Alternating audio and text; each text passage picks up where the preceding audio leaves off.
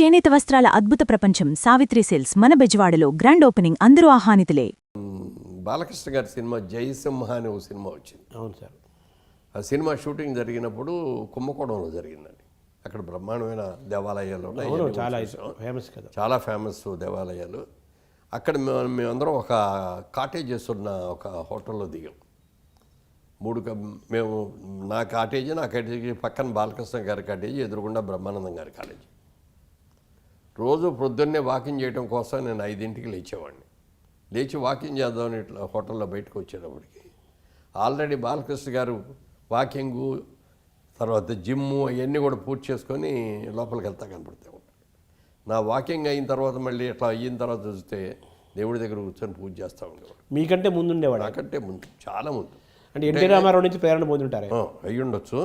అసలు ఎంత సిస్టమేటిక్గా చేస్తారంటే, రేపు పొద్దున్న ఏదో 7 గంటలకు వెళ్తే మంచిది కాదు అని అనుకుంటే 4కో 3కో నిద్రలేచేసి అన్నీ చేసేసి ఆ 7 లోపల 6కి 6:30కో బయలుదేరి వెళ్ళిపోతాడు. అంత క్రమశిక్షణ, అంత క్రమశిక్షణ. అంటే బహుశా ఎన్టీ రామారావు అదే చేసేవారు, ఆయనే ప్రేరణ. అంటే ఆయనకి ఈ తిథులు, నక్షత్రాలు, మంచులు, చెడులు, ఏ రోజు ఎటు వెళ్ళాలి, ఏ రోజు ఎటు పక్క వెళ్ళకూడదు, ఇవన్నీ కూడా తెలుసు బాగా.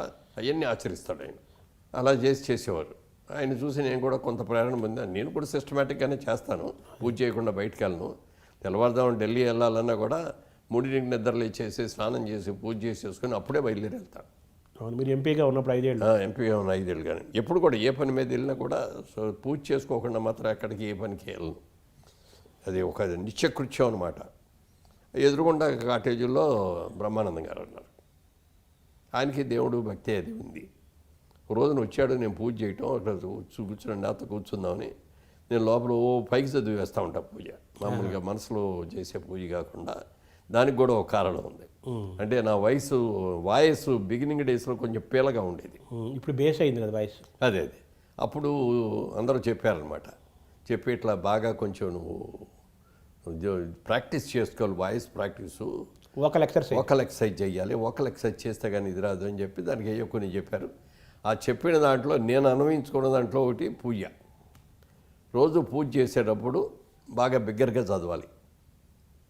అంటే మామూలుగా చదువుడు ఆ చదువుతా అంటే మనకి కొంత ఏమంటారు అయ్యి ఫ్రీ అవుతుంటాయి. గొంతుకు సంబంధించిన ఇవన్నీ కూడా ఫ్రీ చేసాం.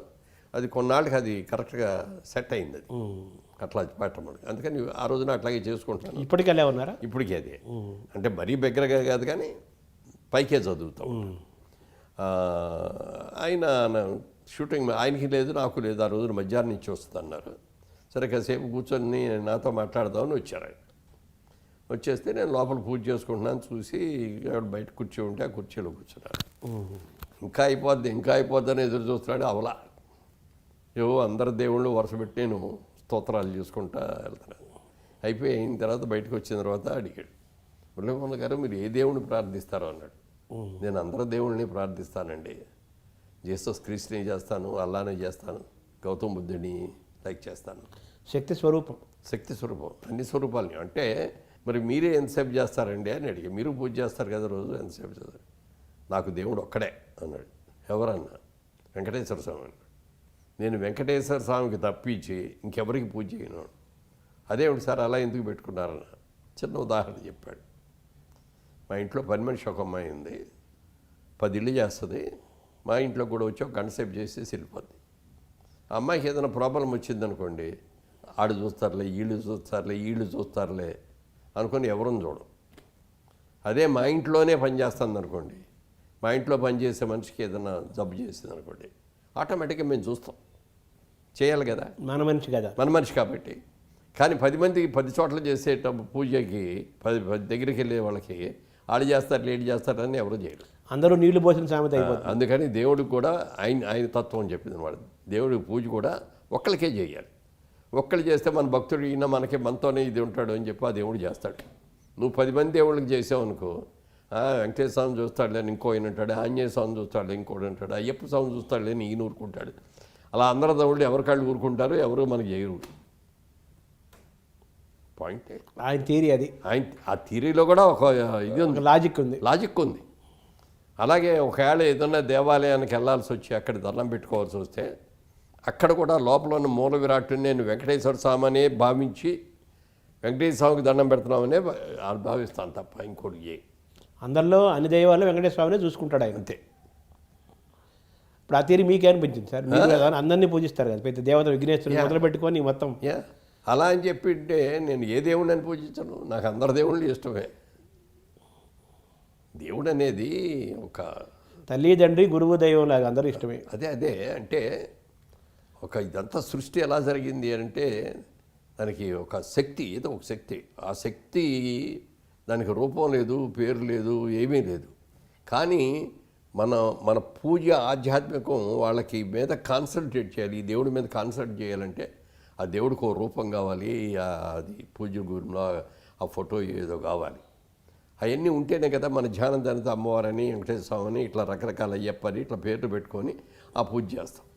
అదే లేదనుకోండి, అక్కడ ఏమని చేస్తాం, ఎంతసేపు చేస్తాం. శూన్యంలో కూర్చొని చేయాలంటే కష్టం కదా. ఆ మధ్య మేము అమెరికా వెళ్ళినప్పుడు అక్కడ చికాగోలో బహాయ్ టెంపుల్ అని ఒకటి ఉందండి, చాలా ఫేమస్, చూసారా అని అడిగారు ఎవరు. లేదండి అంటే రండి రేపు నేను తీసుకెళ్తానని తీసుకెళ్ళారు. లోపలికి వెళ్తే ఏమీ లేదు. లోపల పెద్ద హాలు, నిశ్శబ్దం, సైలెన్స్ ఈజ్ గాడ్ అక్కడ పెట్టిన బోర్డు. వాళ్ళ తీరి అక్కడికి వెళ్ళి కూర్చోండి. మీరు పావు గంట కూర్చుంటారా, గంట కూర్చుంటారా, 3 గంటలు కూర్చుంటారా, మీ ఇష్టం. ఎవరితోనూ ఎవరూ మాట్లాడకూడదు, నిశ్శబ్దంగా ఉండాలి. సెల్ ఫోన్లు మోగటాలు ఏం ఉండకూడదు. సెల్ ఫోన్లన్నీ బయట పెట్టేసి రావాలి. తర్వాత పైకి అసలు ఎవరు పక్కన వాళ్ళతో కూడా మాట్లాడకూడదు, ఎవరు కూడా నిశ్శబ్దంగా ఉండాలి.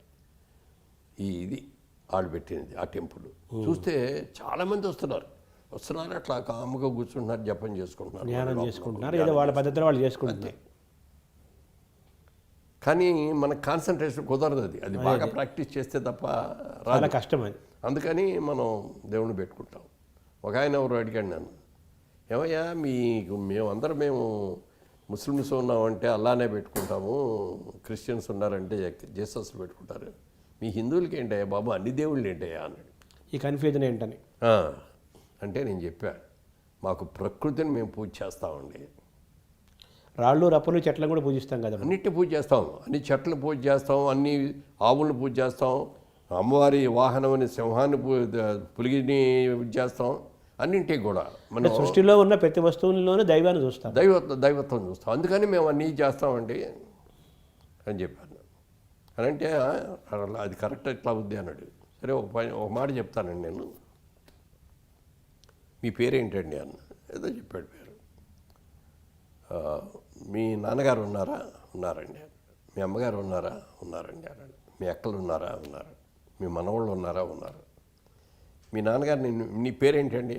వెంకటేశ్వరరావు అని చెప్పాడు. మీ నాన్నగారు ఏమనిపిస్తారు? ఒరే బాబు అంటారు. అమ్మగారు ఒరే పెద్దాడా అంటది. చెల్లెళ్ళు అన్నయ్య అంటది. బావగారు బామ్మరిది, ఎరా బామ్మరిది అని పిలుస్తాడు. మేనల్లుడు మావయ్య అని పిలుస్తాడు. రేపు మనవడు ఉంటే తాతగారు అని పిలుస్తాడు. రకరకాల పేర్లు. ఏ పేరుతో పిలిచినా నువ్వు అనేవాడు ఒక్కడే కదా. ఆ వస్తువు ఒకటే, మనిషి ఒకటే. వస్తువు ఒకటే, నువ్వు ఒక్కడవే ఉంది అక్కడ. కానీ నీకు ఇన్ని పేర్లు ఉన్నాయి. మా దేవుడికి కూడా అంతే. దేవుడు ఒక్కడే అన్నారు కదా. దేవుడు ఒక్కడే, కానీ మేము రకరకాల పేర్లతో పిలుచుకుంటాం, రకరకాల రూపాల్లో మేము ధ్యానం చేసుకుంటాం అని చెప్పారు. సాయిబాబా సిద్ధాంతము సబ్కా మాలిక్ ఏక్ హై అన్నారు. అందరికీ యజమాని ఒకడే, బాస్ ఒకడే, వాడే ఆ శక్తి స్వరూపము. దానికి ఎన్ని పేర్లని పెట్టుకోవచ్చు, ఏ మతమైనా కావచ్చు, ఒకడే. ఆ శక్తి స్వరూపం పట్ల మనం కృతజ్ఞతగా ఉందాం, భక్తిగా ఉందాం అనేది అందులో నుంచి సూత్రం. అయితే మీరు చెప్పిన సిద్ధాంతం ప్రకారం బ్రహ్మానంద గారు వర్సెస్ మీ థియరీ ప్రకారం చూసుకుంటే మనకు ఒక క్లారిటీ, ఒక బొమ్మ, ఒక వాతావరణం, అంతే. ఒక ధ్యేయం. ఆయనేమో ఆయనది ఇలాంటి ధ్యేయమే అయ్యి ఉంటుంది. అందుకని ఒక్క దేవుడిని మనం 10 దేవుడిని చేయటం కాదు, ఒక్క దేవుడిని నమ్ముకోవాలి, ఒక్క దేవుడికే ఉండాలి. ఆ దేవుడు మన బాధ్యతలు కష్టకాలు ఏమున్నా ఆయనే చూసుకుంటాడు. And for more videos, please subscribe to iDream. Please subscribe to iDream. Please subscribe iDream. And please subscribe to iDream. For more videos, subscribe to iDream. please like, share and subscribe to the channel. Congratulations, iDream. Subscribe to iDream. Subscribe to iDream.